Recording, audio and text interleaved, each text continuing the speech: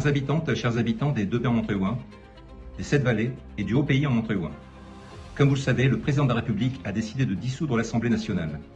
Ainsi, l'ensemble des 577 députés ont rendu leur mandat et des élections anticipées auront lieu le 30 juin prochain pour le premier tour et le 7 juillet pour le second.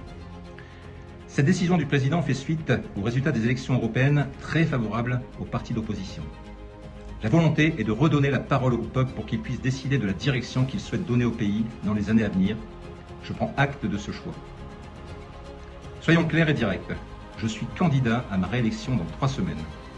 Vous aurez alors à faire un choix entre deux visions totalement différentes du rôle de votre député et du parlementarisme en général.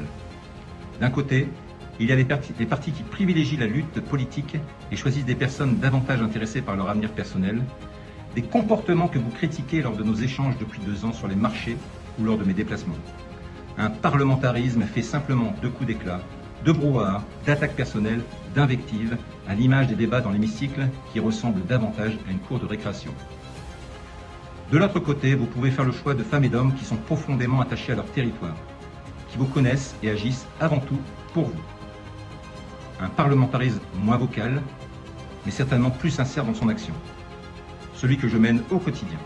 Travailler avec toutes les bonnes volontés pour trouver des solutions à vos problèmes. Se nourrir des avis et compétences de chacun. En discuter un maximum avec la population pour expliquer et comprendre ensemble. À l'Assemblée nationale, j'ai tâché d'être réellement utile et de contribuer à des propositions positives pour tous les Français. Je n'ai pas hésité d'ailleurs à travailler avec l'ensemble de mes collègues de la majorité comme de l'opposition.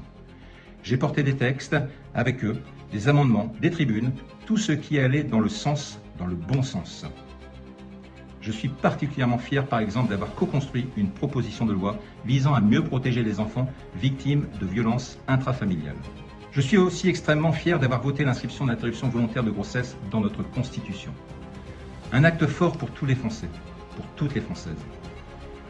Il y a quelques semaines, j'ai également soutenu le texte de loi visant à assurer notre souveraineté alimentaire et à défendre notre filière agricole. J'ai d'ailleurs déposé en ce sens des amendements en particulier pour notre ruralité, mais aussi pour la pêche. Sur le territoire, durant 2 ans, chaque semaine, chaque week-end, je n'ai pas compté mes heures pour sillonner les 164 communes qui composent notre circonscription et pour être avec vous, habitants, acteurs locaux, associations, élus. C'est un vrai challenge. D'ailleurs, hier soir, vous avez été nombreux à m'appeler et à me laisser des messages d'encouragement et de soutien. Et je tiens à vous en remercier. Enfin, en 2022, vous m'avez accordé votre confiance. Et je pense pouvoir dire aujourd'hui que nous nous connaissons. Avec vous et pour vous, la proximité reste ma priorité. Merci à toutes et à tous.